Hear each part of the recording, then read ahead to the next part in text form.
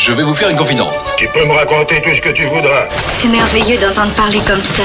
Et vous avez fait comment pour entrer dans le cinéma? C'est quoi? C'est intime? C'est privé? C'est personnel? Écoute, laisse-moi parler tout de même. On est du verbe naître, on est comédien. Au cinéma, c'est comme ça et pas autrement. Un fauteuil pour deux sur Séance Radio. Mais non mais ma chérie, tu sais que je respecte complètement ta musique, mais le problème c'est le volume. Tu peux pas répéter avec un casque? Ah non, on n'est pas les Daft Punk. Max est parti aussi. Et Léa ou Max? Eh ben d'abord Léa et après Max. Je pars ce soir et je reviendrai pas. C'est-à-dire? Un fauteuil pour deux, aujourd'hui sur Séance Radio. Le coup de cœur cinéma, c'est le film Brillantissime de Michel Larocque avec Can Merad, Gérard Darmon, Rossi de Palma, Françoise Fabian et encore plein d'autres acteurs. On va avoir l'occasion d'en parler. C'est l'histoire d'Angela qui pense avoir une vie parfaite, voilà. Mais le soir de Noël, elle se retrouve seule, sans sa fille, sans son mari, sans sa mère, sans même sa meilleure amie. Heureusement, avec sa petite chienne, toute sa vie est donc bousculée et elle va devoir faire face à la nouveauté. C'est ce que l'on va découvrir dans ce film. J'ai le plaisir de recevoir aujourd'hui la comédienne et réalisatrice Michel Larocque. Bonjour. Bonjour. I'm very happy de vous recevoir, franchement. Moi, me too. Moi aussi.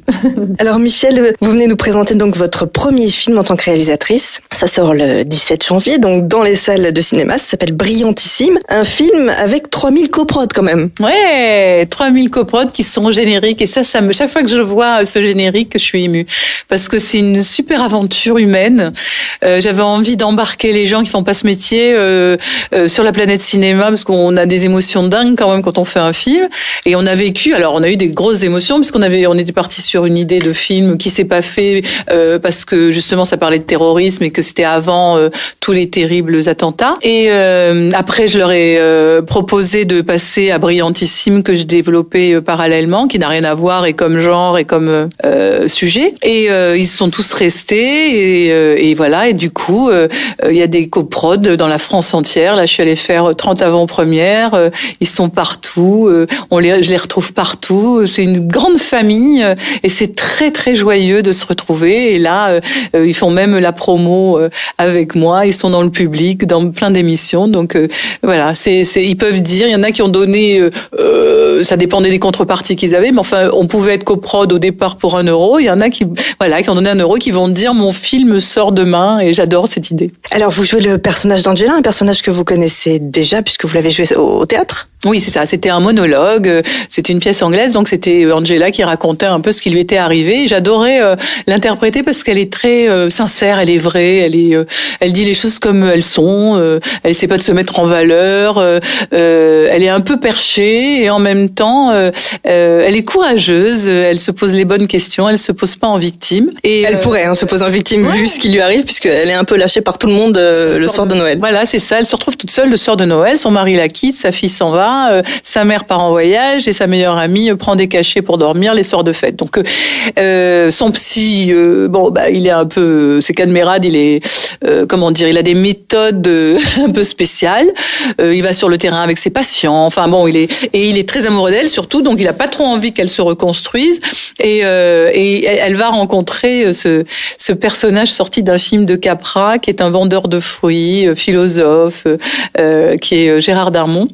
Et qui est dans le square en face de chez elle où elle promène son chien, parce que son chien est resté quand même. Il y a un élément, elle n'est pas complètement seule. Et donc elle va commencer à lui raconter tout, et c'est comme ça qu'elle va, grâce à lui, c'est le psy officieux de Angela, et elle va se reconstruire. Je vous propose d'écouter tout de suite la bande-annonce, histoire de vous donner envie en tout cas d'aller découvrir Brillantissime, premier film réalisé par Michel Larocque. On se retrouve tout de suite. Oui, Angela. Je peux venir vous voir, docteur? Passez à mon cabinet dans 1 heure. J'y serai dans 1 heure. J'arrive. Oui, moi aussi j'arrive. On arrive. Tout le monde arrive. Moi, ça va pas très fort en ce moment, maman. Tu sais, ma chérie, le bridge, c'est un des derniers petits bonheurs pour des gens en fin de vie comme Marguerite. Angela, vous allez vous prendre 2 pilules. Maintenant. Qu'est-ce que vous lui avez donné là? Des plantes. Tu es pas la première à te suicider non plus, hein? Avec des fougères, si. C'est pour déjeuner? Non, c'est un exercice médical. Vous savez, docteur, je vais essayer de rencontrer quelqu'un. Non, c'est pas possible. Pourquoi? C'est trop tôt. Michel, on vient d'écouter donc un petit extrait de la bande-annonce. Ce film, on l'a compris, il y a un casting, un gros casting, des potes, mais aussi de la famille. Oui, exactement, parce que donc il y a ma vraie chienne qui s'appelle Amy, mais dans le film elle s'appelle XXL, et il y a ma mère qui a un petit rôle, qui a pas de réplique, elle ne fait que rire, elle rit pendant tout le film. Et il y a ma vraie fille qui elle a un rôle important. Donc Oriane, ma fille, elle avait joué dans Comme tu es belle, elle avait 10 ans, parce que c'était les vacances, et Lisa Azuelos, qui est une maman, m'avait dit t'as envie de voir ta fille, on va lui donner un rôle. Et j'avais dit mais je sais pas du tout comment elle joue, puis j'avais trouvé qu'elle jouait vraiment bien, qu'elle était très naturelle, et c'était un plaisir pour moi qu'elle soit sur le plateau. Et donc là j'avais absolument envie qu'elle soit dans mon premier long, et elle a accepté, parce qu'elle fait des études, elle fait des choses très différentes, et elle a accepté, et maintenant ça y est, elle l'a dit. Peut-être qu'elle l'avait en tête et qu'elle n'osait pas le dire. Elle veut être actrice, donc je suis ravie. L'énergie du film, elle se transmet aux spectateurs. Ça s'est vu dans la salle.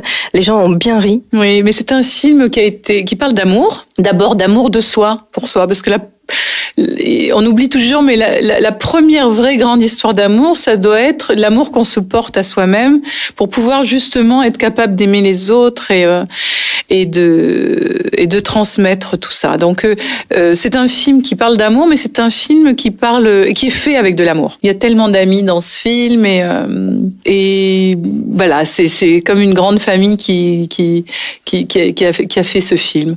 Donc vous avez donné sans attendre à recevoir. Oui, c'est-à-dire que c'est le b.a.-ba de ce métier. Je pense que si on vient pour prendre, ça marche pas. Et on a envie de donner. Et quand on donne, on reçoit toujours, même si on le recherche pas. Donc ça circule vraiment. Et c'est vrai que les gens ressentent ça. Ça transmet effectivement quelque chose de très très lumineux quand c'est fait avec amour et que c'est vrai. C'est une nouvelle aventure en tout cas pour vous, réalisatrice. Vous jouez également dans votre film. Donc du coup, est-ce que vous avez été un peu plus sévère avec vous-même? Oh non, je suis toujours sévère parce que j'ai toujours envie de réussir et de transmettre les choses que j'ai en tête. Mais on est un petit peu, à un moment donné, quand on connaît très très bien un personnage, c'est lui qui joue. Donc on est guidé par un personnage, et c'est vrai que ce qui est très agréable avec Angela, c'est que suivant les gens en face de qui elle s'adapte, elle devient une autre. Donc même si elle est là beaucoup, on voit toutes les facettes d'une femme. Et c'est ça qui m'intéresse aussi dans l'humain. C'est de raconter, de parler de quelqu'un en parlant de toutes les facettes qui le font, pas seulement d'être dans un cliché et d'être dans quelque chose d'une seule pièce.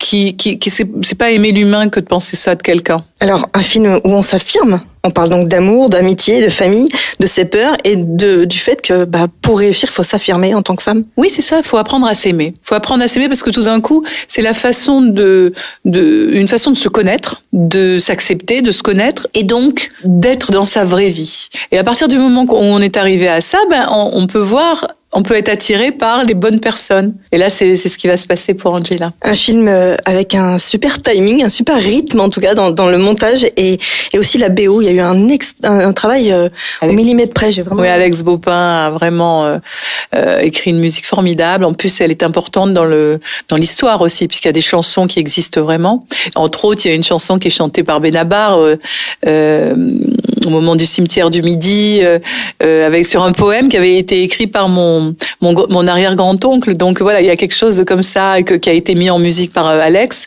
Et c'est vrai que pour le rythme, c'est normal. Une comédie, ça doit être rythmé. C'est le b.a.-ba de la comédie. Et donc c'était important, pas que ce soit un film trop long, parce que c'est ce que je crois moi. Je crois que quand on a envie de faire rire, il faut que ce soit concentré et rythmé. Mais vous avez même mis des détails, c'est-à-dire une petite scène où il y a justement votre ami Pierre Palmade avec Cadmerade, où il y a même le petit navire, c'est ça? C'est ça, ouais, ça c'est une idée d'Alex Baupin, ouais. Il y a eu parce qu'ils sont sur une barque au milieu de la mer et c'est une des méthodes donc du psy qui veut faire que son patient qui a une peur de l'eau apprivoise cette peur, donc il l'emmène au milieu de la mer sur une barque et donc à un moment donné, voilà, il se retrouve un peu largué au milieu de la mer et Et il y a un petit ta-ta-ta-tan, tan, tan, tan, tan, tan, que j'aime beaucoup. Et qui nous ravit tous, en tout cas tout au long du film, avec des plans qui sont magnifiques. Et les gens vont tout simplement aller le découvrir, je voudrais pas trop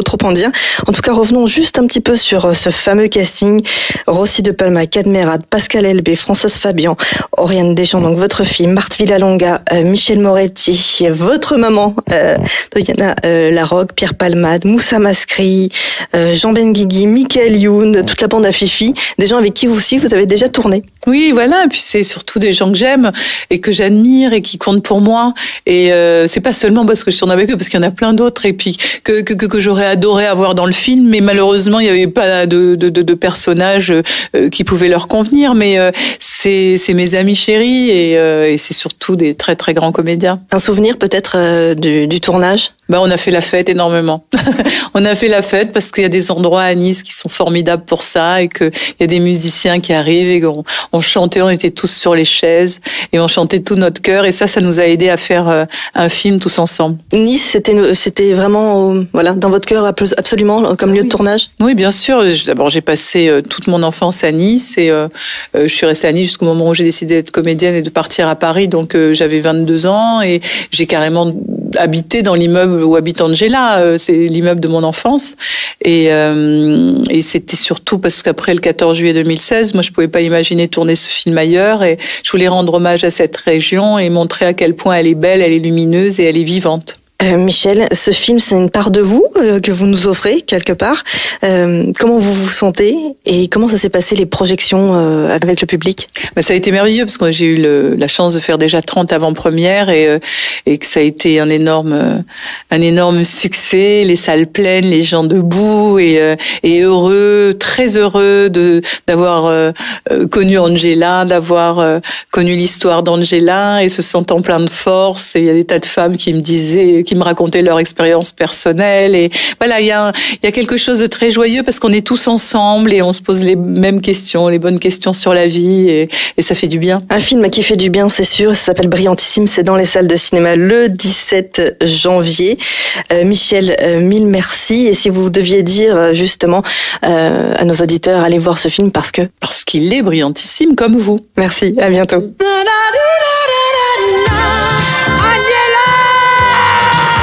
Qui c'est lui? Un ami. N'importe quoi. C'est ça, enchanté aussi.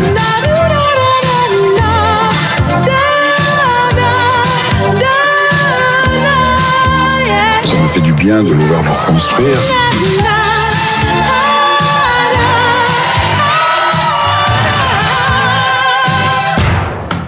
J'y arrive plus, Angela. À quoi? Oh, la photo de ma carte vitale. Vous voulez qu'on en parle un peu?